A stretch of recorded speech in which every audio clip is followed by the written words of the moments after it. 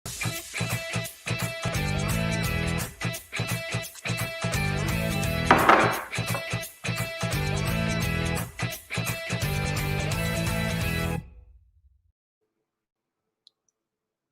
na ba?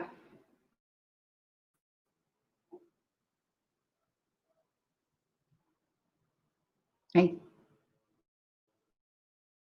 wow.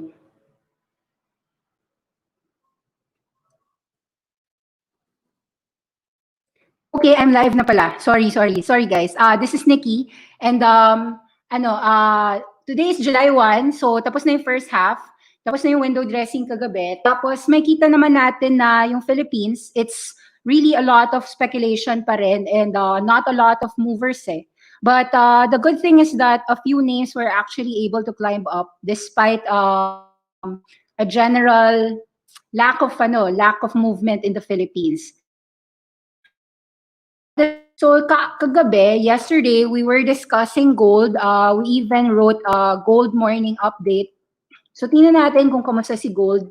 It actually reached so far, for some names, nag-1800 na si gold.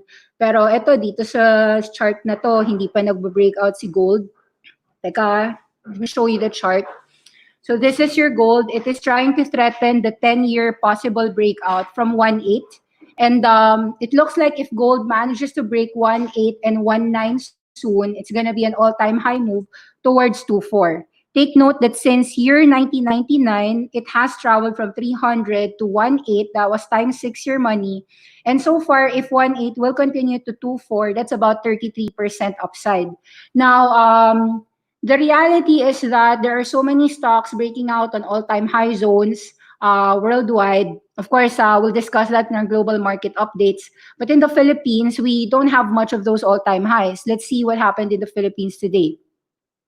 In the Philippines, I wanted to share the news that this was happening June 29, so 2 days ago. Sun City responded to PAGCOR comments on the Philippines POGO exodus.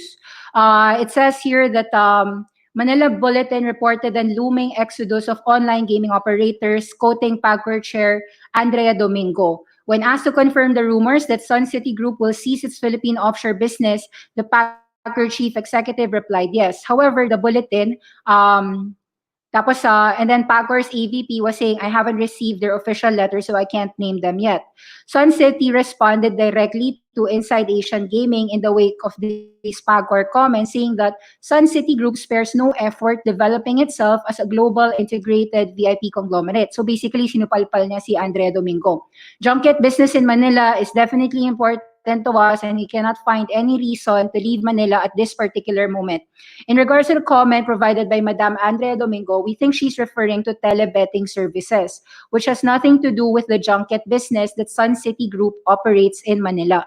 We will continue to develop our VIP entertainment business and licensed gaming operators in Manila, providing seamless VIP service to our guests. Sun City Group is Asia's leading provider of VIP entertainment services and is in the process of expanding into a casino and integrated resort operations.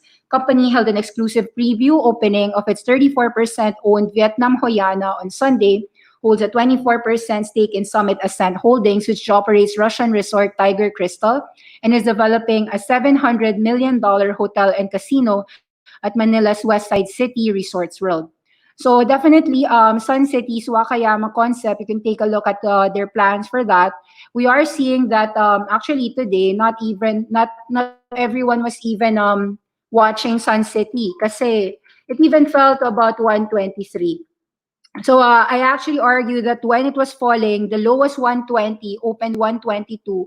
While it was falling down, it was actually a good opportunity to buy if one believes that these casinos, which are junket operators coming to the Philippines, will actually be infused here in Sun developers, because this is basically gonna be the backdoor for Sun City, right?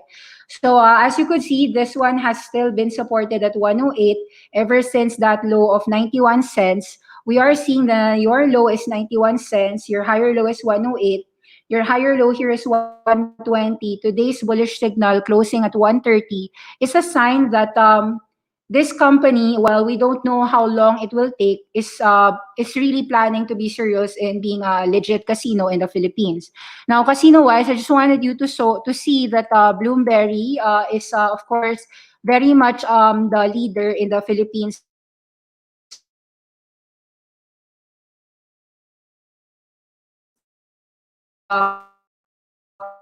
casino space so far. And we are seeing higher lows in this segment. You could see by some bargain hunters.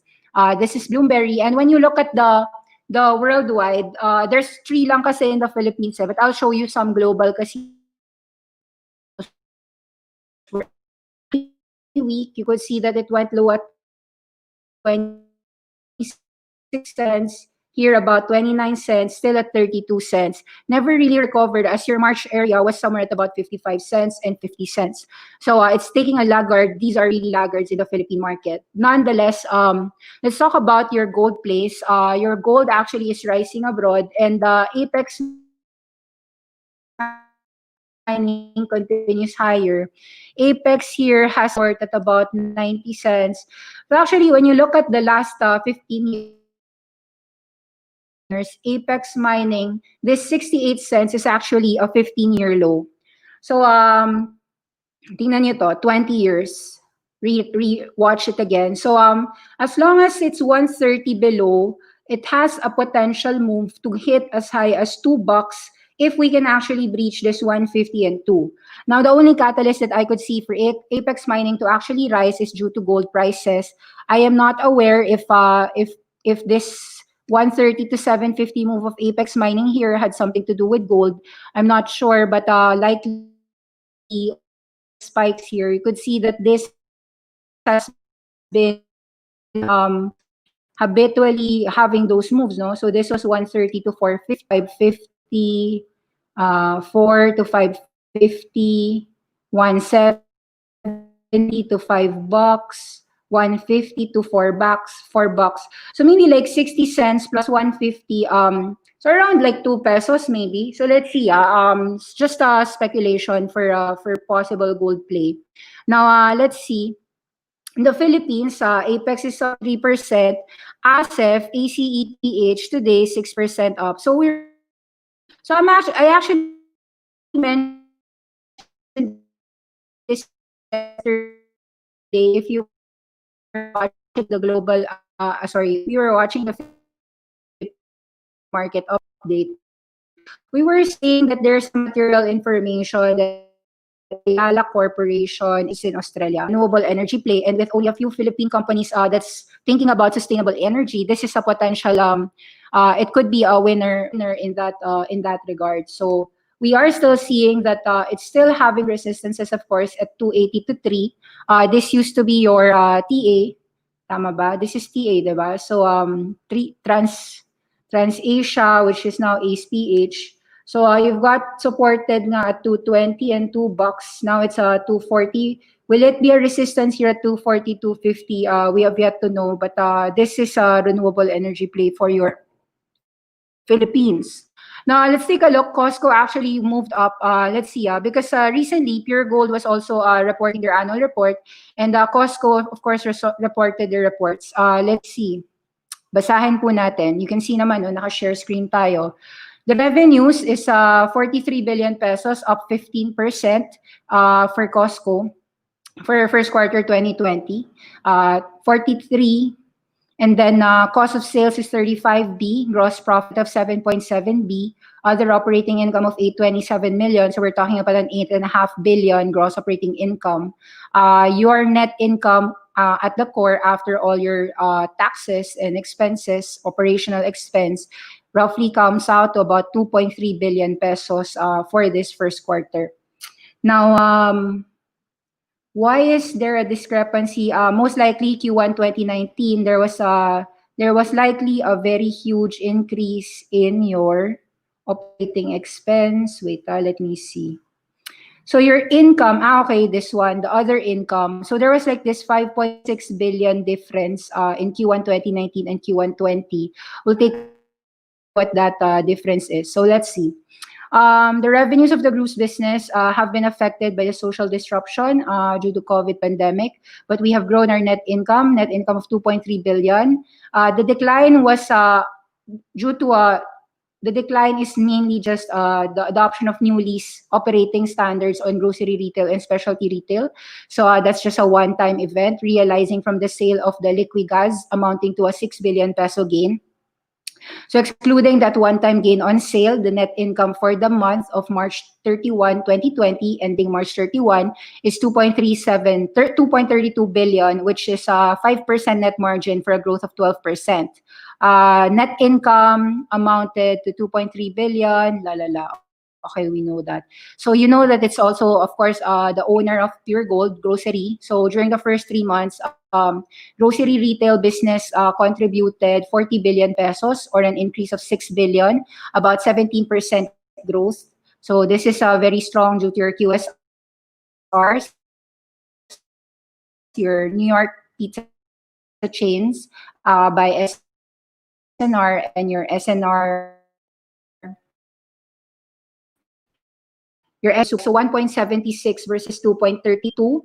How much is that contribution? That's about 1.7 divided by 2.4, 60 plus percent, 60 to 70%. Now, the other segment that's big is your real estate. So this is the leasing. This is mainly down because of the malls, the closure of malls and commercial assets, rentals, and related fees. Net income for the quarter is about 300 million, a decrease of about 18% versus 313 million last year. Now, let's look at the liquor distribution of Cosco. The liquor actually contributed 1 billion during the quarter, 1.2 billion during the quarter. This is a decrease of about 313 million due to the liquor ban during ECQ. However, net income still was 230 million, still almost flat from last year. So this is a good segment to watch out for Costco. Now let's take a look at the specialty retail. Specialty retail is office warehouse, contributed 535 million on your consolidated revenues. The decline is mainly attributable to the close of due to the ECQ. So definitely you're seeing that the business of Costco is doing so well. Puregold SNR, that is your mainstay here. You've got a huge margin, net ticket sales growth of about 9% in SNR, 24% on your Puregold, and about 14% growth on your net sales ticket for Puregold, even as your traffic actually declined for that quarter. So not bad. I guess people saw that this is a very undervalued company, and they probably took a look at the annual report. Just take a look at the annual report for your review. Chart-wise, Costco, let's see. Take a look at that chart. Costco is up today. Although the thing about this is that value traded is very limited. So today, look at the volume today, Costco. So 484 was your previous support, and then you've got resistance here at 520. So far, the close today is 544 with a lot of volume. This is the highest volume. Let's take a look who bought and who sold. But from a chart perspective, Costco has selling pressure at about 644 and 7. However, let's take a look at the market cap of this company. Type it in. So Costco Capital. It's a conglomerate. It's a potential index name in the future, just like Puregold is. So your market cap is 40 billion. So it's basically just a 5 times multiple company. Very cheap versus all your conglomerates. And today, you've got a volume of 30 million. That represents a huge increase. This is brought about by, let's see who bought. What happened here?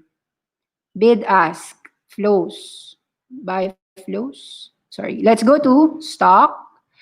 Type Costco. Type buyers and sellers. Ta-da! So you have a 94% weighting with BDO buying 156 million and BDO 156 million. So there's a cross here. Other than BDO, the rest of the market weight is almost nothing. So 90% really came from that. You also have a foreign buying of Salisbury and CLSA, 1 million shares and 160,000.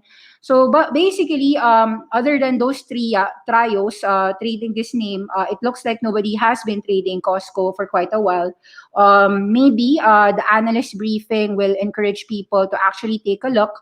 The analyst investors briefing happened June 30 yesterday. So that presentation and all of those annual reports can be accessed either in the Costco website or either in edge.pse.com.ph. So that's interesting for you to know. This is a cheap company, so assuming that it actually trades at least double, let's say 5 went to 10.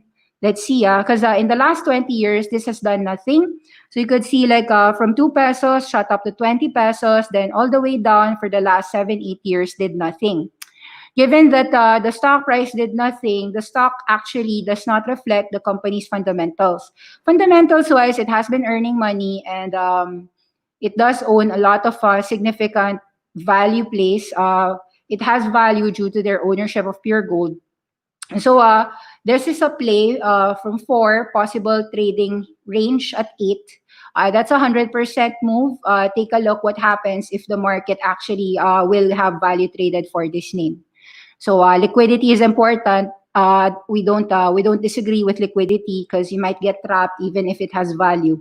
So Jollibee is a gainer today, 2.7%. San Miguel 2%. URC 2%. You could see that index-wise, it just moves from the 1 to 2%, so almost nothing. Market value these days have been very bad at about 5.7 billion pesos. We don't cross 7 to 8 billion anymore. So really, people are not trading much. So advances is 95, decliners are 98, and you still have this foreign net value is 6 billion pesos. I think that this has to do with a cross. So there is likely a cross here. Let's see. What actually was a big value traded? Broker activity. So I think it's the BDO transaction. So there's like a bought value here. So okay, the big value is due to the FGen. So that is the KKR, diba? So like FGen was bought out, all the tender offer. So let's see the chart there.